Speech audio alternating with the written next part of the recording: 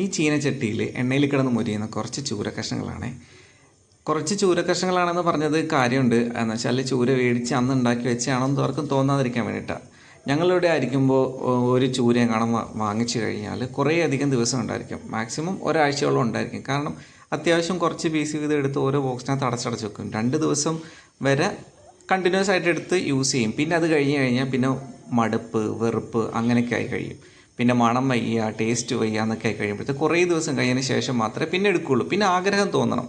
അപ്പോൾ അതുകൊണ്ടാണ് കുറച്ച് ചൂര പീസുകൾ മാത്രമുള്ളൂ എന്ന് എടുത്ത് പറഞ്ഞത് കേട്ടോ. അപ്പോൾ അങ്ങനെ ഇരുന്ന് കുറച്ച് ചൂര പീസുകൾ എടുത്തിട്ട് നമുക്കൊന്ന് വെറൈറ്റി ട്രൈ ചെയ്യാം. അത്യാവശ്യം ആൾക്കാരൊക്കെ വെച്ചിട്ടുള്ളൊരു കാര്യമായിരിക്കും. അല്ലെങ്കിൽ സാധാരണ മീൻകറിയുടെ അവസാനമൊക്കെ വറ്റിച്ചെടുക്കുന്നൊരു സാധനം ഇങ്ങനെ വരുമെന്നാണ് എനിക്ക് തോന്നുന്നത്. ഇങ്ങനെയൊക്കെ തന്നെയാണ്. അപ്പോൾ ഞാൻ കുറച്ച് ഉപ്പും മഞ്ഞൾപ്പൊടിയും മുളക് പൊടിയും കൂടെ ചേർത്തിട്ട് നമ്മുടെ ചൂര കഷ്ണങ്ങൾ ഇങ്ങനെ മാരിനേറ്റ് ചെയ്ത് വെച്ചിട്ട് പിന്നെ കുറച്ച് എണ്ണയിലിട്ട് നമ്മൾ നന്നായിട്ടിങ്ങനെ മുരിച്ചെടുത്തു. എന്നുവെച്ചാൽ ഒത്തിരിയും അങ്ങ് മുരിച്ചില്ല, എന്നാലും അത്യാവശ്യം മുരിച്ചെടുത്തു എന്നാണ് തോന്നുന്നത്. കണ്ടിട്ട് പറഞ്ഞാൽ മതി.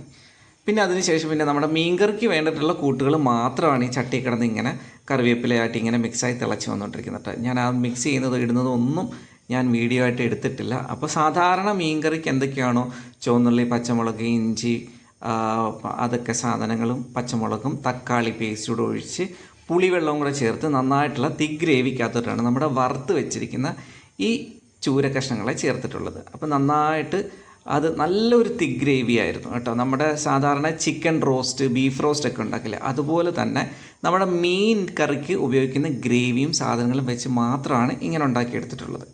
അപ്പോൾ ഇതിനകത്ത് സ്പെഷ്യലായിട്ട് ഒരു തരത്തിലുള്ള സാധനവും ചേർത്തിട്ടില്ല. ചേർക്കുന്നുണ്ട് അവസാനം കുറച്ച് മല്ലിയില ഒന്ന് ഭംഗിക്ക് വേണ്ടിയിട്ട് മാത്രം ചേർക്കുന്നുണ്ട്. ഇഞ്ചി, വെളുത്തുള്ളി, പച്ചമുളക്, തക്കാളി അരച്ചത്, പുളിവെള്ളം, പിന്നെ സാധാരണ മഞ്ഞൾപ്പൊടി, മുളക് പൊടി, മല്ലിപ്പൊടി, ഇത്ര മാത്രമേ ചേർത്തിട്ടുള്ളൂ. വേറെ ഒന്നും ഇതിനകത്ത് ചേർത്തിട്ടില്ല കേട്ടോ.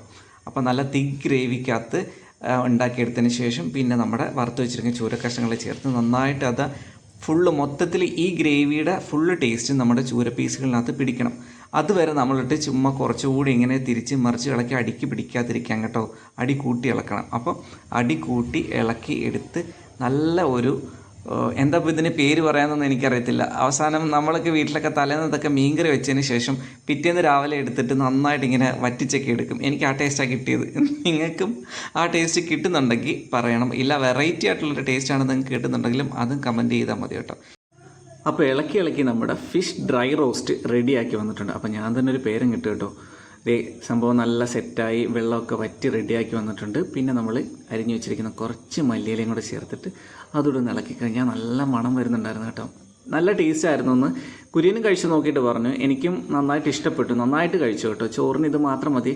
അത്യാവശ്യം എരിവ് വേണം ഈ സാധനത്തിന് കേട്ടോ. എരിവില്ലെങ്കിൽ യാതൊരു എന്താ പറയുക ഒരു ഗുമ്മുണ്ടാവില്ല എന്നൊക്കെ പറയില്ല, അതുപോലെ അത്യാവശ്യം നല്ലൊരു എരിവ് ചേർത്തിട്ട് വേണം. പച്ചമുളകും ഇഞ്ചിയും വെളുത്തുള്ളിയും ഒക്കെ ചേർക്കുമ്പോൾ പിന്നെ നമ്മുടെ മുളക് പൊടിയൊക്കെ അപ്പോൾ നല്ലൊരു എരിവ് കിട്ടും. അപ്പോൾ അതുകൊണ്ട് നല്ലൊരു എരിവ് ഇതിനുണ്ടായിരിക്കണമെങ്കിൽ നല്ല ടേസ്റ്റും ഉണ്ടാവുള്ളൂ കേട്ടോ.